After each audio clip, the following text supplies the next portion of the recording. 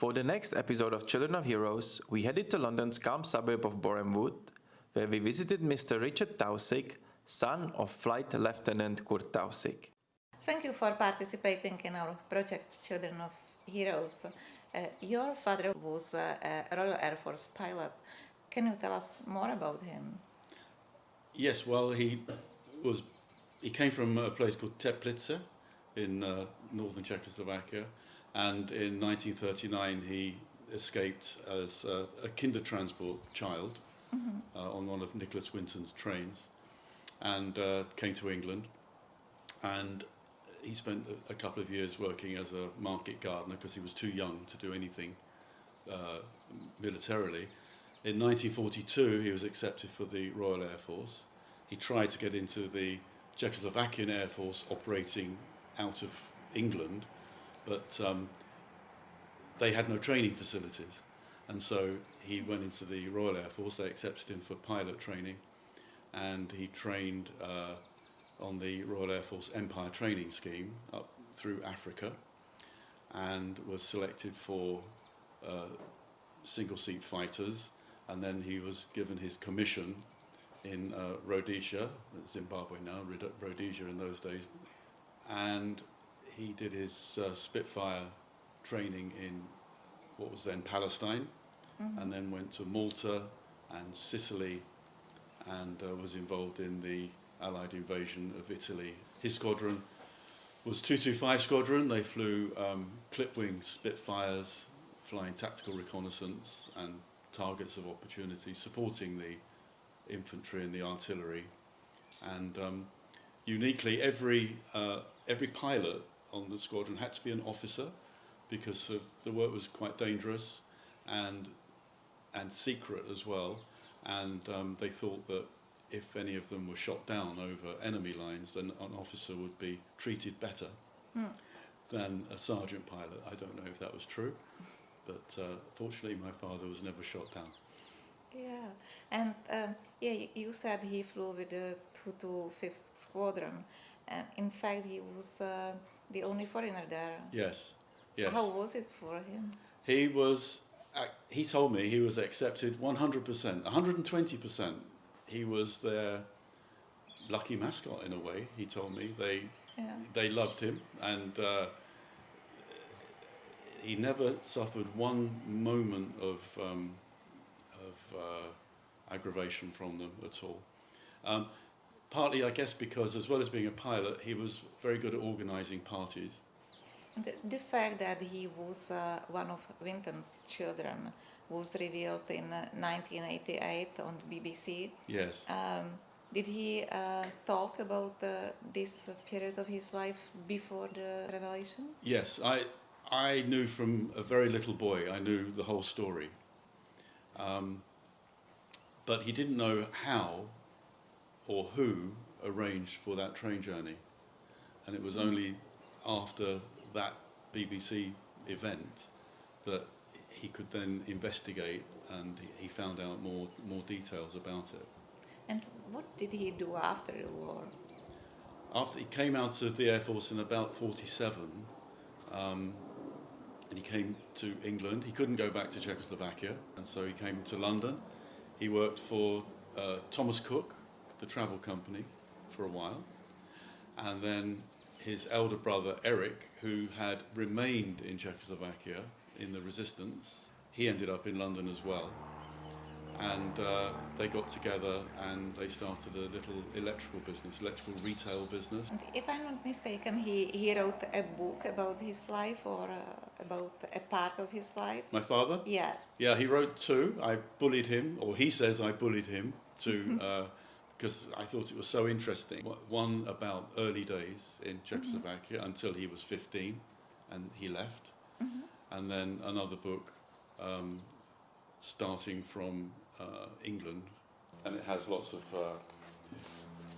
pictures of, if I can find pictures of him flying, the kind of work he did. This is... It is. He's flying. Yeah, this is him. This is him. And this is the kind of, they had the aircraft had a big camera in it, and they took pictures for the artillery and told the artillery where to shoot. And he ended up with dozens of these pictures. The Medal for Heroism, which came a little bit out of the blue. We got news that my father had been awarded this, and unfortunately he would have been too sick to go himself, but he died a month before the ceremony. But my wife and I, and my son and his fiancée then, we all went, and we were taken in a special car to the castle, and I attended the ceremony for the award of the medal, along with several other people. But it was a great day. It was a great day and a great honour. And the other one, of course, is I think that's the freedom of the city of Teplice, yeah, which came a couple of years before the Medal of Heroism. My journalist friend, out of the blue, sent me a video clip from local news, and the equivalent of Banksy was painting an underpass just on the outskirts of Teplice. He used this picture, and he used my father's eyes to make this fantastic. It's huge. Outside stencil picture. And it is still there?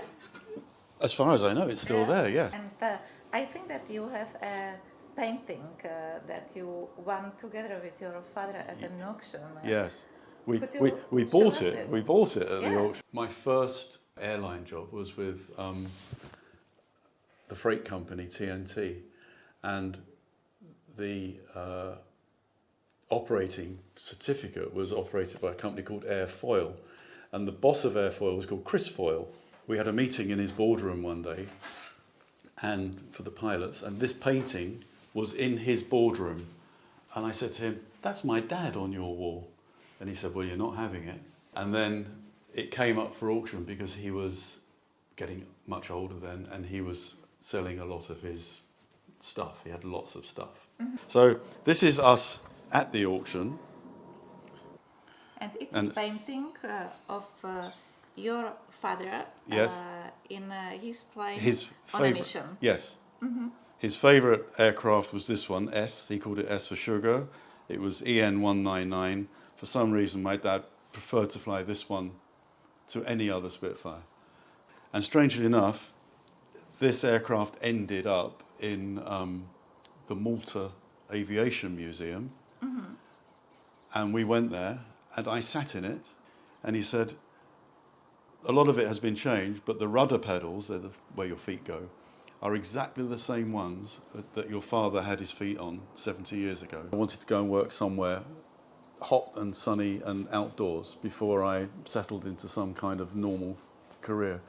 And in those days, you needed work permits and all sorts of paperwork to do anything.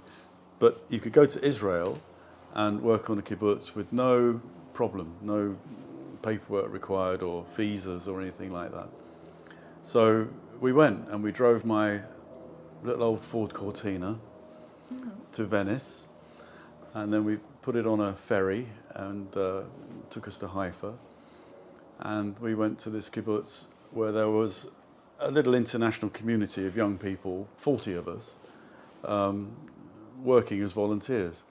And I worked outdoors in the sun, just as I wanted to, for nearly 2 years. I learned how to play the guitar. Do you have pictures from the show? Yes. This is me on stage. This is probably the second year, 1974, and that's my best friend. His name is Takeo, he's Japanese. And that is more or less now. This is just a couple of years ago. We went to Japan and met him again. I've seen him since, but not for many years recently. And he was delighted to see us. And the first thing he did was throw a guitar at me, and we started playing again together. I was there for a war. It was September 73. They called it the Yom Kippur War. Mm-hmm. Scared my parents to death, but I was okay. And I was the only male on the place with a driving license. So I ended up doing a lot of exciting trips, driving tractors and things around, because a lot of the men had gone off into the army. Mm-hmm. The war didn't last very long, 3 or 4 weeks. So I came home shortly after, just to prove I was still alive, and then I went back. Was your father an inspiration for choosing flying as your job? Yes. I'd known about his flying as long as I can remember, and he would take me to airfields as a little boy. And I think I sat in a Tiger Moth first time when I was 3 years old. A Tiger Moth is a little old biplane, open cockpit. I knew that I wanted to go flying, and so eventually I left and did my training, became a flying instructor. Mm-hmm. And you are still I'm still a flying instructor. Mm-hmm. I've kept that ever since. Instructing at first basic stuff, PPL, private pilot licenses. I then flew executive jets and air taxis and aeromedical. I would fly doctors around the country to essentially the guys we flew around were flying to the scene of accidents where somebody had died suddenly, and they would take out their organs, and then I'd fly them back here for Addenbrooke's or Harefield Hospital so that they could do heart transplant or kidney transplant or liver transplant. I once flew to Stockholm with an empty aircraft just to pick up a liver, a human liver, which was matched to someone in this country, and then flew it back to Stansted. And I landed, and it was in a cold box like this, just gave them it, and off they went, and I hope it saved someone's life. And then my first job flying bigger aircraft was for TNT, the freight operator. They're like FedEx or DHL. There's a picture of a TNT freighter. It's a British Aerospace 146 aircraft. And we flew freight, horses, nuclear waste occasionally, which was very good. And I did that for 3 years. How many horses could you put inside? It depends on the size of the horse. So they put a floor in with straw, and then with partitions for the horses. I think we could get 6 or 8 fully grown racehorses in. You could hear them kicking the floor when we were flying.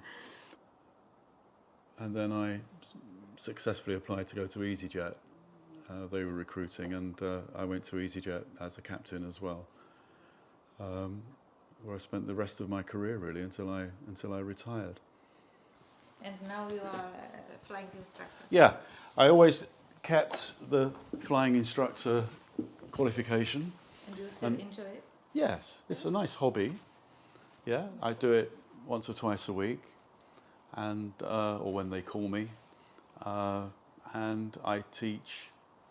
I do everything from basic trial lesson. Somebody just comes and has a trial flight, see if they like it, to advanced ratings for the PPL. The student sits in the left seat, so you can go into the left seat. Oh, big step. Yes, this is called a turn coordinator. Really, it's a very simple instrument for letting you know if you're turning left or right, if the wing, actually it's not, it's if the wings are banking left or right. And also the little ball in here is a very simple ball in liquid, like a spirit level, and it just shows you if you're skidding, doing this. So when you want to learn to fly, I'm not sure. one of my students, I was still a flying instructor, part-time flying instructor, and one of my students was a Czech. He lived in London and he was a wine merchant, and he wanted to fly back to Czechoslovakia. So I said, okay, if we take my dad, we can go. And so we took my dad. It's the first time he went back since 1939. How was it for him? He loved it. Yeah. He said, oh, this hasn't changed. That's exactly the same. Oh, let's go to my school. There's my school. It was great. That's me flying a Spitfire out of Goodwood. That's me in the back seat. But it's an instructor in the front seat, so I was flying it. This picture was taken by my father, who flew in a little plane alongside us. They said to him, come on, you've got to come flying as well. And so one of the other instructors took him in his little plane. It wasn't a Spitfire, a little modern plane. And we flew in formation, and my dad took that picture. And the second time I flew a Spitfire, a similar aircraft, I took, it was after my father died, and I took some of his ashes with me and flew his ashes in a Spitfire and then scattered them under the wing of the Spitfire after I landed. Was it his wish? Yes, his wish was that, we discussed it, that I could just throw all of his ashes out of a Spitfire. But I just did a little bit. I didn't throw it out. I carried him with me.